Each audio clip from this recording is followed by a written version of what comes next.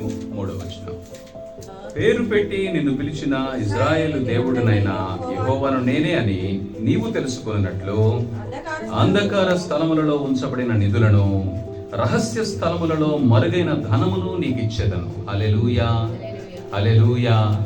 నాకు ఈ మాట చదువుతున్నప్పుడు చాలా సంతోషం వేసింది. సహజంగా లోకస్తులకి మాట చెప్పామనుకోండి, ఎక్కడ దొరికితే నిధి బయటకు వస్తుంది కదా. లోకస్తులందరూ ఆలోచించేది బంగారం ఎక్కడ దొరుకుతుంది, వెండి ఎక్కడ దొరుకుతుంది ఆలోచిస్తారు.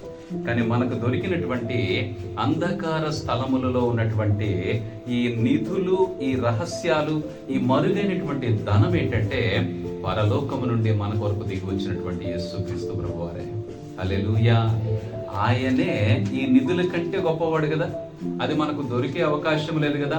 అటువంటి మరుగైనటువంటి స్థలములలో ఉన్నటువంటి యేసు ప్రభువారు తనను మనకి పరిచయం చేసుకొని ఆ నిధిని మనకిచ్చాడు. ఆ నిధి పరిశుద్ధమైనటువంటి దేవుని గ్రంథం. హల్లెలూయా.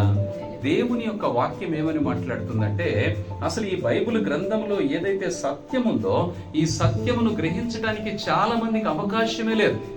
ఆయనను మన కొరకు తనను తాను అప్పగించుకున్నాను గనుక మీరు నన్ను కలిగి ఉండండి, సమస్తము మీరు కలిగి ఉన్నట్లే అని మనకు ఒక గొప్ప వాగ్దానాన్ని చేశాడు. హల్లెలూయా. ఆయనను కలిగి ఉంటే చాలంట, సకల ఆశీర్వాదాలు మనతో ఉన్నట్లే. ఆయనను కలిగి ఉంటే చాలట, వార స్థలములలో ఉంచబడినటువంటి నిధులను, రహస్య స్థలములలో మరుగైనటువంటి ధనమును నీకు ఇచ్చేదను. హల్లెలూయా. మనలను పేరు పెట్టి పిలుచుకున్నటువంటి దేవుడు, మనల్ని ఎన్నిక చేసుకుని పిలుచుకున్నటువంటి దేవుడు. అందుకే మనకిచ్చినటువంటి ఈ గొప్ప నిధులు ఏంటంటే దేవుని వాక్యమే. ఈ వాక్యమును బట్టి ఎవరైతే ప్రేరేపించబడుతున్నారో ఇది ఈ లోకములో ఉన్నటువంటి నిధుల కంటే, ఈ లోకములో ఉన్నటువంటి ధనము కంటే ఎంతో విలువైనది. అంతా ఈ రోజు అనుభవించగలుగుతున్నటువంటి సొలొమోను యొక్క ధన నిధి మనకి ఇవ్వబడినటువంటి సామెతల గ్రంథం, ప్రసంగి గ్రంథం, పరమగీతం, ఇవన్నీ నిజంగా నిధులివే. వాళ్ళకి తెలియక ఏమి ఎదుగుతున్నారు, వాళ్ళు తవ్వుకొని కష్టపడి ప్రయాసపడుతున్నారు. మనమేమో వీటిని గ్రహించలేక, ఇవి మరుగుపరచబడి ఉన్నవి, వీటిని గ్రహించలేక మనకి దొరికినా కూడా వీటిని అనుభవించలేకపోతున్నాం. ఇందులో ఉన్నటువంటి వాక్యాలు చూడు, ఈ మర్మమును బట్టి నువ్వు నిశ్చయముగా దేవుని యొక్క ఐశ్వర్యంలో ప్రవేశిస్తావు. ఇక్కడ మనకి ఇవ్వబడినటువంటి వాగ్దానం ఏంటంటే, అంధకార స్థలములో ఉంచబడిన నిధులను, రహస్య స్థలములలో మరుగైనటువంటి ధనమును నీకు ఇచ్చేదను. రాబోయేటువంటి దినాలలో జరగబోయేటువంటి ఆ దర్శనాన్ని నేను మీకు ఇస్తాను, ఆ ప్రత్యక్షతలు మీకు తెలియజేస్తాను. మీలో నా వాక్యం అనేటువంటి విత్తనాన్ని విత్తుతాను. నా విషయంలో మీకున్నటువంటి విశ్వాసమును నేను ఫలింపజేస్తాను. విశ్వాసమును బట్టి మిమ్మును నేను ఈ భూమి మీద అత్యున్నతమైనటువంటి స్థితిలో నిలబెట్టుకొని మిమ్మును బట్టి నా నామానికి ఘనత తెచ్చుకుంటాను. మీ మరణానంతరము మీ కొరకు సిద్ధపరిచినటువంటి స్థలమును నేను మీకు అనుగ్రహిస్తాను. హల్లెలూయా, హల్లెలూయా.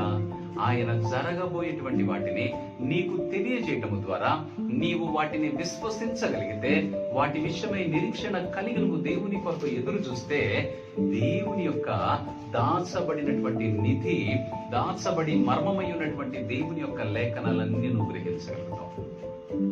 దేవుడు మనకి రాబోయేటువంటి సంవత్సర కాలమంతా కూడా సంఘములోని ప్రతి బిడ్డ ఈ నిధిని చూసుకుంటూ, దాచబడినటువంటి దేవుని యొక్క మర్మములను ఎప్పటికప్పుడు దేవుని ఎదుట, అయ్యా ఇది నాకు గ్రహింపు కలగటం లేదు, దయచేసి నాకు తెలియచేయండి, దీన్ని నేను గ్రహించగలిగేటువంటి మనస్సును దయచేయండి, ఈ వాక్యమును బట్టి ఫలించగలిగేటువంటి ఆ ఫలమును నాకు దయచేయండి, వాక్యమును బట్టి విశ్వాసములు అభివృద్ధి చెందేటువంటి ఆ అభివృద్ధిని కలగచేయమని మనము ఈ వాక్యమును బట్టి దేవుని మనం వెంబడించేటువంటి వారమై ఉండాలి.